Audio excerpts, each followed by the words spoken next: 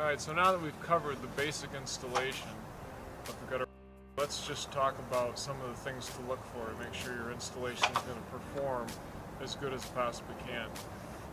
Obviously, what's of primary importance is that there's a gap here for the water to go into the gutter. In other words, if the gutter cover is touching the gutter in any spot, that's going to be a place for the water to bridge from the panel to the gutter and then miss the gutter altogether and run down the face of the gutter. So what you want to do is make sure you have a consistent gap, at least 1/4 of an inch opening here where you can see down into the gutter. You want to be able to see the separation from the end of the gutter master panel and the inside lip of the gutter.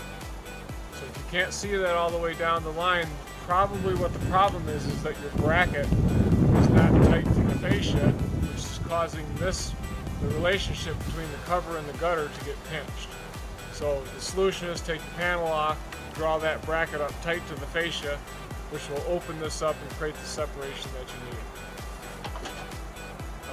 Second most important thing probably to look for is to make sure that your gutter's not too high.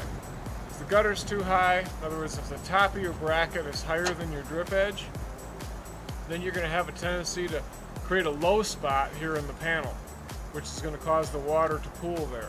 If that gutter's too high and this panel is still trying to go down and under the second row of shingles, you create that valley there or that low spot, the water pools there, creates all kinds of problems for catching debris, allowing dirt to build up, and then in the winter it could be a place for ice could form. So you always want to make sure you have continuous slope coming down off the roof, down across the panel, around the nose, and into the gutter. Third thing you want to look for is what's my roof slope and what's my panel slope. Now this roof that we've installed on right here is a 5/12 pitch. With a 5/12 pitch, you don't have to bend the panel.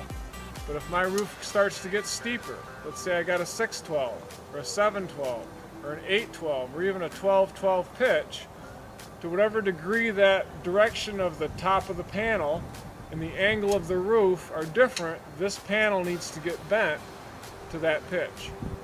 Like I said, we didn't have to bend this because this is a 5/12.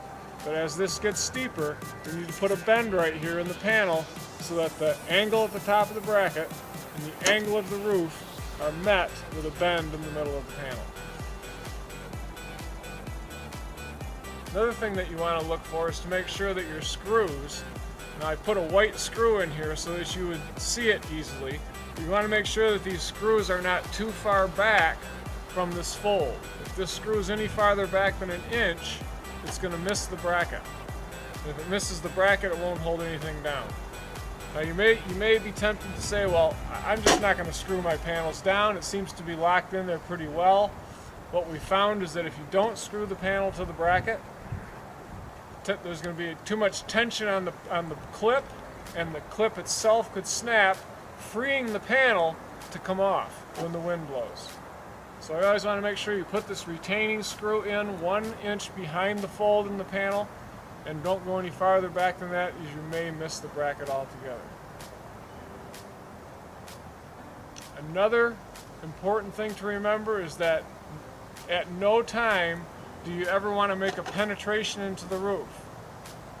You also might think, well, it just makes sense to me. I'm just going to lift the shingle and I'm going to put a screw right here. That way you don't have to see my screws down here. I'm just going to screw it to the roof.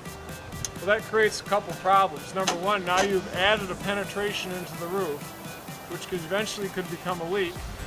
And now you can become responsible for water damage in the eave or in the home because of the installation of the gutter master. By always screwing into the bracket and not up into the roof, you're not making any extra holes in the roof as you install the system. So never screw into the roof.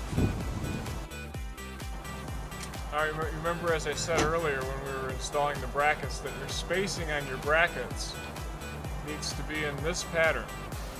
Wherever you have a joint, there's a joint in my panels right here.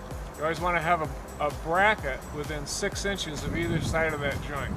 You don't want to be any closer than 6 inches because that's going to make it too hard to fit the panels together. But if you have a bracket around 6 inches away and then another one in the middle of every panel, You create a pattern of a 1 foot, 6 inches both sides of the joint makes 1 foot, and then 2 feet you have another bracket, and then you go another 2 feet and you're going to be within 6 inches of your joint. Now you've got your 1 foot again. So what you end up with is 1 foot, 2 foot, 2 foot, and then 1 foot straddling the joint.